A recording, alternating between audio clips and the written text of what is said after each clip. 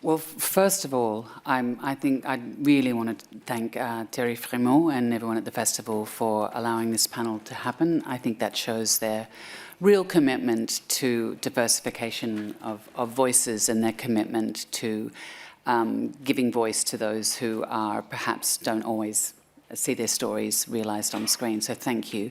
And Iris Niblock said something really inspiring to me at the beginning of the festival, is that movies, films are a reflection of what is going on in the world, and they carry and contain often things that we can't talk about in society. And so I just want to thank the festival for letting us be here. But yes, I have been a Goodwill ambassador unofficially since 2015. And just this year went to South Sudan and Niger and back again to Jordan. And I think what and also being Australian, we've had a long and shameful history with offshore processing. So it's, but yet our society has been positively built, colonial invasion notwithstanding, on the welcoming stance of refugees and asylum seekers. And I've seen that calcify over the last sort of 20, 30 years, and that's happening globally. And I think what that does, I think films are, back to Iris's point, they're bridges of empathy. They're places where we can actually talk about what's going on in the world.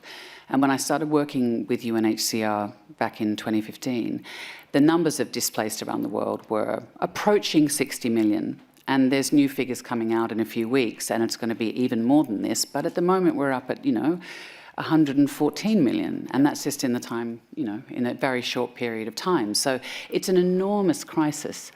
And I think for me, when I look back at films that were made during the Second World War, even if the films the narratives didn't directly deal with it, it was understood that a global crisis was going on. So there'd be a returned serviceman or woman, or someone who had lost someone in the war. It was just a texture behind the films that were being made.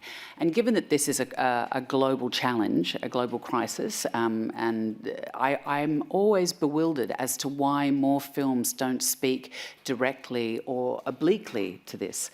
And also, from the refugees that I've met, had the privilege to meet by observing humanitarian operations with UNHCR in the field, their stories are so incredible and inspiring, and their sense of humour and their resilience, their courage. The refugee displacement experience is not monolithic, and you can definitely speak to that. And so there are so many stories to be told that are so inspiring and unusual and off the cuff. And I wonder that we're all taught to be frightened by these stories, and it helps the more we do that in our narratives, the more we exclude these voices from our narratives, the more we're othering them, and we're adding to the exclusion of people who have so much to offer.